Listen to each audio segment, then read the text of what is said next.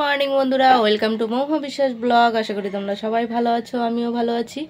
আজকে যেহেতু কি বলো তো, আজকে দোকান নেই, বাড়িতেই আছি, তার জন্য তাড়াতাড়ি করছি সব কিছুই। সব কাজ বাজ আমার হয়ে গেছে, আর এদিকে রান্না বান্নার দিকে যাব, কিন্তু সকালে চাটাগুলো খাবো তোমাদের সাথে, সেটাই শেয়ার করে নিই।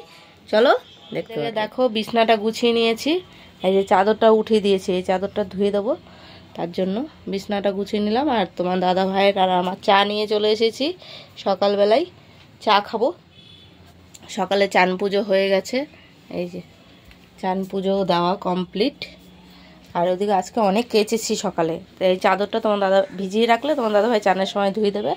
আর অনেক কেচেছি, ওই দেখো বাইরে সব বাইরে মেলে দিয়ে এসেছি, এই পাশে আর ওই পাশে, বুঝছো, বাইরে প্রচণ্ড রোদ আজকে, জানো না।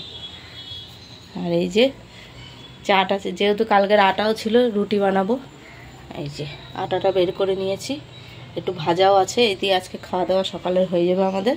ছেলে যেহেতু স্কুলে যাবে। আর এদিকে তোমার দাদা ভাই এই দেখো লুকিয়ে আছে, এই দেখো লুকিয়ে রয়েছে সকালবেলা। এখন বিস্কুটটা নেব, চা খাওয়া হবে। তো ভিডিওটা কেউ স্কিপ না করে পুরো ভিডিওটা দেখবে, আর বেশি বেশি করে শেয়ার করবে। এখন সকালে চা ভেজে নিয়ে আসলাম, আর কালকে ভাজা ছিল, একটু গরম করে নিলাম। তাই এই দেখো এখন আমি দুধ নিয়েছি, দুধ দিয়ে রুটি খাবো।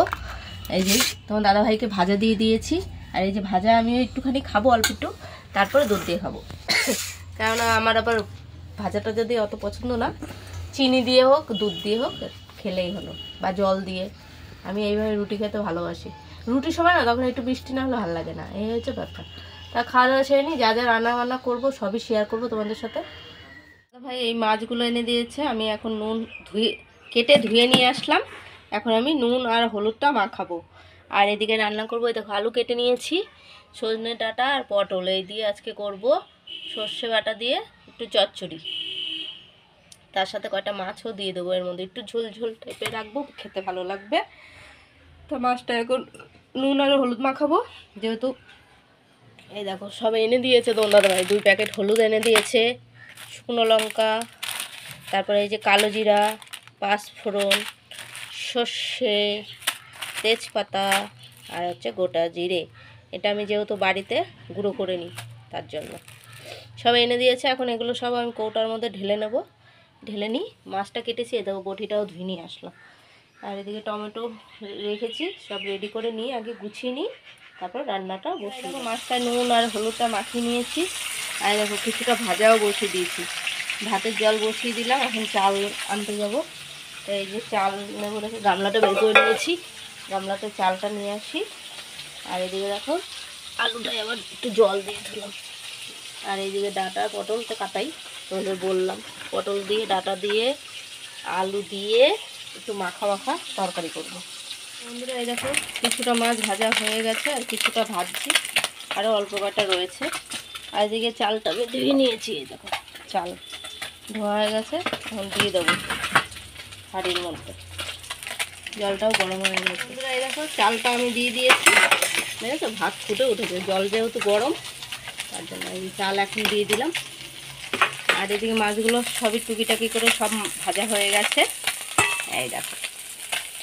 তা এখন তরকারিটা বসিয়ে দেবো। এই দেখো মাছটা সব ভেজে তুলে নিয়েছি, আর এদিকে আমি কালো জিরা ফোড়ন দিয়ে দেবো তেলে। তো দিয়ে দিলাম কালো জিরা ফোড়ন, আর সব এই যে আলুগুলো কেটে ধুয়ে নিয়েছি এগুলো সব দিয়ে দেবো। তো দিয়ে দিই।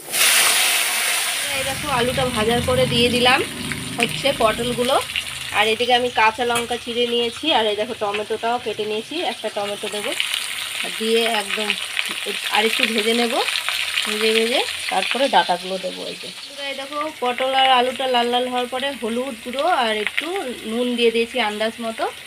আর এদিকে দেখো এখন ডাঁটাগুলোও দিয়ে দেবো, দিয়ে এখন একটু কষিয়ে নেব। এই যে দিয়ে দিলাম ডাঁটাগুলো, দিয়ে এখন একটু ভাজা ভাজা করে নেব। বন্ধুরা এই দেখো নুন হলুদ দিয়ে মিশিয়ে নিয়েছি, এখন আমি এই দেখো লঙ্কা টমেটোটাও দিয়ে দেবো। তো দিয়ে দিলাম, দিয়ে একটু কষিয়ে তারপর জল দিয়ে দেবো। দেখো কষানো হয়ে গেছে, এখন আমি জলগুলো দিয়ে দেবো, আর একটু দেবো। বন্ধুরা এই দেখো ঝোলটা একদম ফুটে উঠেছে, আর আমি এখন দেখো একটু সর্ষের গুঁড়ো দেবো। এই যে আমি গুঁড়ো করে রাখি বাড়িতেই, আর কটা মাছও দিয়ে দেবো। বেশ এটা একটু ঝোল ঝোল টাইপের থাকবে, ভালো লাগবে খেতে, পাতলা ঝোল ঝোল। তো অল্প একটু সর্ষের গুঁড়ো দেবো, মানে স্বাদ হওয়ার জন্য। তো এই দেখো বন্ধুরা, তো এই যে সর্ষের গুঁড়ো আমি 1 চামচ দিয়েছি, এই যে এই চামচের 1 চামচ, যেহেতু তরকারি আমার অল্প তো তার জন্য। তো সর্ষের গুঁড়োটা দিয়ে দিলাম, বেশ ঘন ঘন টাইপের হয়ে যাবে, দেখো কালারটা চেঞ্জ হয়ে গেছে। আর এই কটা মাছ আমি দেবো। এটা একটু পাতলা ঝোল ঝোল খেতে না দারুণ লাগে, এইভাবে বানিয়ে বাড়িতে খাবে, শরীরের পক্ষেও ভালো। তাই একটু ফুটুক, তারপরে আমি নামিয়ে দেবো। বন্ধুরা, ঝোলটা আমি নামিয়ে নিয়েছি বাটির মধ্যে, দেখেছো একদম এরকম পাতলা পাতলা ঝোলটা খেতে কিন্তু দারুণ লাগে। আর এই কটা মাছ দিয়ে আমি এখন একটু চচ্চড়ি বানাবো। এই তরকারি একটু সবজি কেটে নিই, পটল দিয়ে, আলু দিয়ে, টমেটো দিয়ে আর পেঁয়াজ দিয়ে করব। এই যে মাছটুকু রেখেছি ভেজে, এটা দিয়ে এখন পেঁয়াজ কেটে নিয়েছি, আলু পেঁয়াজ কেটে নিয়েছি, আর কাঁচা লঙ্কা আর এই যে টমেটো সব ধুয়ে কেটে নিয়েছি। তা মাছটা আমি বলেছি চচ্চড়ি করব, তার জন্য এই দেখো পটল আর আলু একদম ছোট ছোট করে পাতলা পাতলা করে কেটে নিয়েছি, কারণ পটল এখন দিলেই তেলে দিলেই মজে যায়, একদম কচি পটল তো বীজ টিজ হয়নি, তার জন্য আমি একটু পাতলা পাতলা করে দিয়েছি। তাই এইটা দিয়ে চচ্চড়ি করব। তা তেলটা গরম হোক ততক্ষণে, তারপর কালো জিরা ফোড়ন দেব, দিয়ে পেঁয়াজ লঙ্কাগুলো দিয়ে দেবো। কালো জিরাটা দিয়ে দিয়েছি ফোড়ন, এখন আমি পেঁয়াজ আর কাঁচা লঙ্কাটা দিয়ে দিলাম। দেখেছো পেঁয়াজ আর কাঁচা লঙ্কাটা দিয়ে দিয়েছি, এটা একটু ভাজা ভাজা লাল লাল হোক, তারপরে সবজিগুলো সব দিয়ে দেবো। বন্ধুরা এই দেখো পেঁয়াজটা লাল লাল হয়ে গেছে, এখন আমি সব সবজিগুলো ধুয়ে নিয়ে এসেছি, তা দিয়ে দেবো। তো দিয়ে দিলাম, বাটির মধ্যে কটা আলু লেগে রয়েছে দিয়ে দিই। তো এই দেখো একবারে দিয়ে একটু ভাজা ভাজা করে নেব, বুঝেছো? তো এটা আরও ভাজা হবে, পরে নুন আর হলুদটা আমি পরে দেবো, আর একটু ভাজা হোক। তারপরে এই দেখো আলু আর পটলটা ভাজা ভাজার পরে দিয়ে দিলাম নুন, একটু কাশ্মীরি লঙ্কার গুঁড়ো, হলুদ আর টমেটো, এই দিয়েই এখন কষিয়ে নেব, ভালো করে কষিয়ে তারপরে অল্প একটু জল দেবো, এই মাছগুলো দিয়ে দেবো। এই দেখো ভাজা ভাজা হয়ে গেছে, আমি অল্প একটু জল দেবো, এই দেখো ঠিক আছে, এইটুখানি জল দেবো, আর দেবো না কিন্তু জল, কারণ সব মজে গেছে, পটলও সিদ্ধ হয়ে গেছে, আলুও সিদ্ধ হয়ে গেছে, শুধু জাস্ট মাছগুলোও দিয়ে দেবো, একবারে দিয়ে ফুটিয়ে নেব। দেখেছো বন্ধুরা, এই দেখো মাছের ঝালটা হয়ে গেছে, এখন আমি বাটির মধ্যে নামিয়ে নেবো, এই বাটিটার মধ্যে। তো রান্না আমার আজকের মতন কমপ্লিট। এখন বাসনগুলো সব ধুয়ে নিয়ে আসবো, কড়াইটা বেরোলে কড়াইটা মাজবো, আর কলে বাসন রেখে এসেছি ওই দেখো, বুঝেছো সব ধোবো ওইগুলো। দুপুরে খাবার নিয়ে বসে পড়েছি, দুপুরে খাবার এই দেখো মাছের ঝাল করেছি, আর এটা হচ্ছে সজনে ডাঁটা আলু সব দিয়ে তরকারি করেছি, একটু মাছও দিয়েছি, আর এই দেখো একটু ডাল আছে আর একটু ভাজা আছে।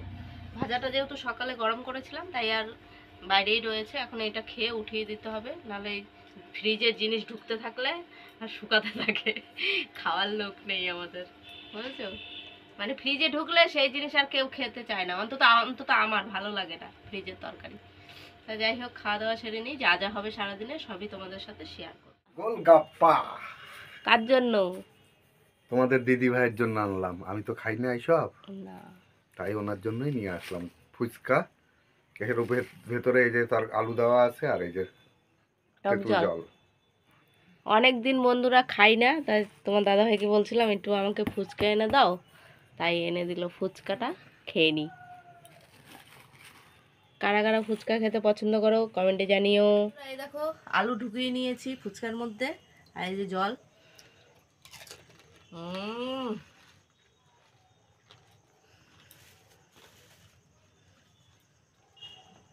হেভি খাবার।